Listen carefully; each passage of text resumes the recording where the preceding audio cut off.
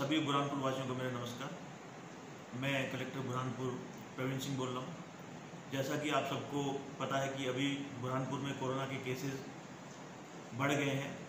इसका तात्पर्य ये नहीं है कि अचानक से केसेस बढ़ गए हैं। इसका तात्पर्य ये है कि हम लोग जो कॉन्टेक्ट ट्रेसिंग कर रहे हैं और जो सैम्पलिंग कर रहे हैं और जो पूर्व में जो कोरोना पॉजिटिव आए हैं उनसे ही पूछ करके या किसी भी माध्यम से जानकारी जुटा के हम लोग ये पता कर रहे हैं कि वो लोग किन से मिले हैं, किन से उनके क्लोज कॉन्टेक्ट हैं, उनकी सैम्पलिंग कर रहे हैं। उसी का परिणाम है कि हम लोग ज़िले में जो वास्तविक रूप से कोरोना से पॉजिटिव पेशेंट है उनकी पहचान कर पा रहे हैं और पहचान करके उनके इलाज की दिशा में हम लोग कारगर तरीके से काम कर रहे हैं।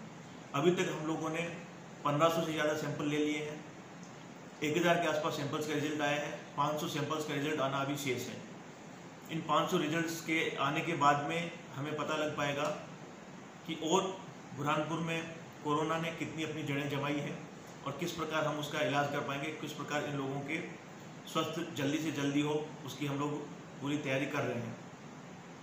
कुछ सोशल मीडिया के माध्यम से इस तरह के सुझाव आ रहे हैं कि ऐसे व्यक्ति जिसका सैंपल लिया जाता है उसको प्रशासन को अपने किसी सेंटर्स में रखना चाहिए। मैं फिर ये बताना चाहूँगा कि हम लोग जो भी व्यवस्था करते हैं वो ICMR और भारत सरकार की गाइडलाइन के हिसाब से करते हैं। और हमें ये भी देखना होगा कि यदि हमने, जैसे उदाहरण के रूप में बताना चाहूँगा कि मैंने मान लो 1500 सैंपल्स लिए हैं और उन 1500 में से 110 पॉजिटिव निकले हैं और 1400 लोग नेगेटिव निकले हैं या नेगेटिव निकलेंगे, तो यदि हम उन 1400 लोगों को बड़े बड़े सेंटर्स में एक साथ रखेंगे, क्योंकि सैंपल को रिजल्ट आने में 3 दिन लगते हैं, तो 3 दिन तक यदि हम उन लोगों को साथ में रखेंगे तो निश्चित रूप से यदि उनमें से एक भी कोई व्यक्ति पॉजिटिव होगा तो हो सकता है वो बहुत सारे असंख्य नेगेटिव लोगों को अपना कोरोना का संक्रमण दे दे। तो ऐसी स्थिति में ऐसा किया जाना संभव नहीं होता है। हम लोग जिसका भी सैंपल लेते हैं उसको उसके घर पे ही आइसोलेट करने की सलाह देते हैं और उसको होम आइसोलेशन का आदेश देते हैं। 1-2 लोगों ने लापरवाही करी है, हम उनकी जानकारी निकाल लें, उनके खिलाफ हम लोग आपराधिक पकड़ भी दर्ज करने जा रहे हैं। कड़ी कार्रवाई जो कानून में संभव है वो सारी कार्रवाई हम लोग करेंगे। परंतु मेरा ये अनुरोध है कि कोई भी व्यक्ति यदि वो सैंपल देता है, उसकी रिपोर्ट पॉजिटिव आती है, हमारे कॉल सेंटर से उसको कॉल जाता है और उनको पहले भी सलाह दे दी जाती है कि आप अपने घर के एक साफ सुथरे कमरे में आइसोलेट हो जाइए और बाकी लोगों से दूर रहें, तो उनको इस बात की पालना करनी चाहिए। क्योंकि यदि आप इसकी पालना नहीं करेंगे तो आप ये मान के चलिए कि आप जिसको अपना सबसे प्रिय मानते हो उसी को ही अगला कोरोना का नंबर उसका आने वाला है, वही अगला व्यक्ति होगा जो कोरोना से संक्रमित होगा। तो यदि आप अपने सबसे प्रिय आदमी को चाहते हो कि उसको कोरोना ना हो तो कृपया करके होम आइसोलेशन के आदेशों का पालन करें। यदि किसी व्यक्ति की रिपोर्ट नेगेटिव भी आती है तो भी हमें ये देखना चाहिए कि हम लोग एहतियात के तौर पर कुछ दिनों के लिए अपने घर पे आइसोलेट ही रहें, क्योंकि हो सकता है आपका इम्यून सिस्टम अच्छा हो।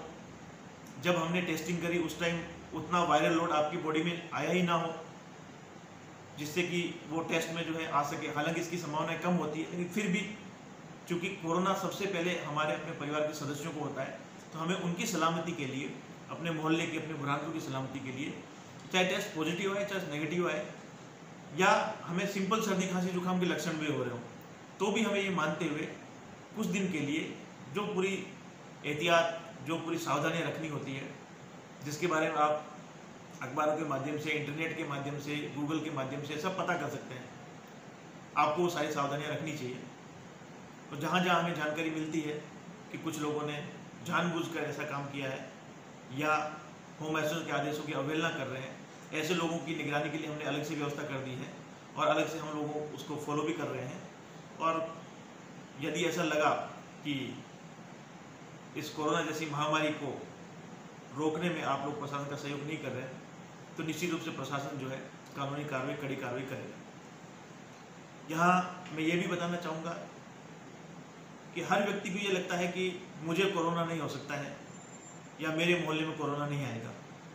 इस तरह की गलतफहमियों से बचें।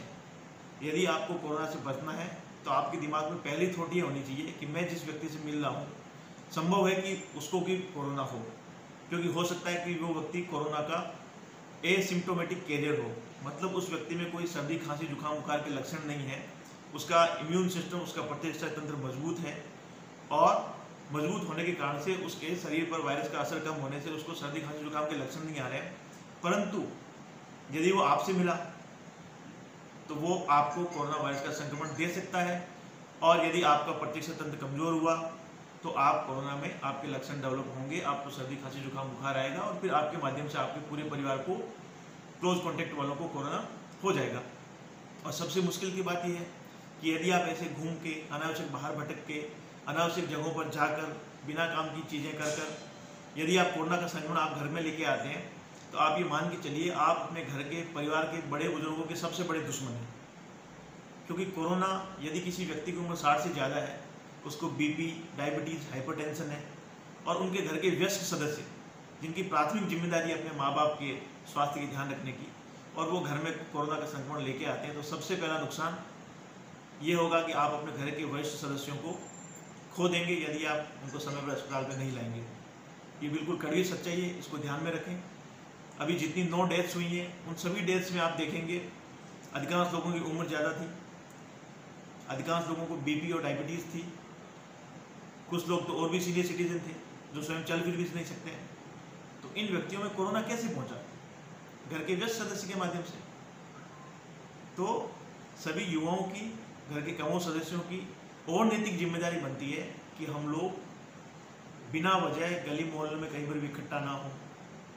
कुछ दिन के लिए अपने परिवार की सुरक्षा के लिए, अपने प्रियजनों की सुरक्षा के लिए हम लोग ये प्रण ले लें, हम जिस भी धर्म को मानते हैं, जिस भी धर्म में विश्वास रखते हैं, उसके भी नियमों में ये लिखा है कि हम लोग जो है समाज को बचाने के लिए, देश को बचाने के लिए काम करें। हम ये प्रण ले लें कि हम लोग जो है कर्फ्यू के नियमों का, लॉकडाउन के नियमों का किसी भी कीमत पर उल्लंघन नहीं करेंगे। ये आपदा का समय है, कठिन समय है, और इस कठिन समय में हमें बहुत सारी तकलीफों को सहते हुए, बहुत सारी कठिनाइयों को सहते हुए हमें ये कोशिश करनी होगी कि हम लॉकडाउन को मेंटेन करें। और लॉकडाउन सिर्फ शहर के बड़े मार्गों या चौराहों तक नहीं, लॉकडाउन गली गली में होना चाहिए, लॉकडाउन घर घर में होना चाहिए। एक दूसरे से दूरी बना के रखें, कुछ दिन के लिए इस व्यवस्था को अपने जीवन शैली का पार्ट बना लें। ये सब व्यवस्थाएं हमें करनी होगी। और मैं मोहल्ले के दूसरे जागरूक नागरिकों से अनुरोध करूंगा कि यदि आपको कहीं पर भी लगता है कि लॉकडाउन का उल्लंघन हो रहा है तो आप लोग तत्काल डायल 100 पे कॉल करें, कॉल करके हमें सूचना दें। मैं खुद आज 5 और मोबाइल नंबर जारी कर रहा हूं, और उस मोबाइल नंबर के माध्यम से मैं आपसे जानकारियाँ मांगूंगा। आप लोग भी हमें लॉकडाउन को उल्लंघन की सूचनाएँ दें जो गलियों में हो रही है।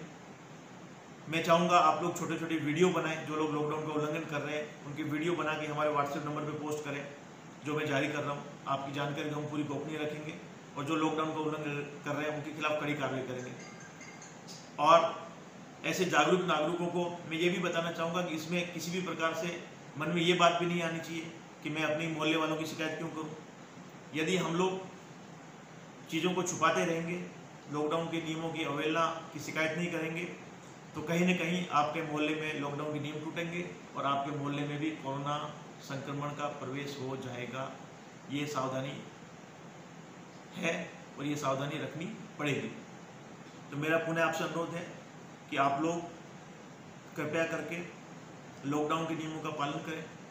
सोशल मीडिया पर कुछ लोग अनावश्यक रूप से लिख रहे हैं, ऐसे लोगों पर मेरी नज़र है। मैंने जिला प्रशासन की एक डेडिकेटेड टीम बनाई है जो सारे सोशल मीडिया पर अकाउंट्स पर नज़र रख रही है।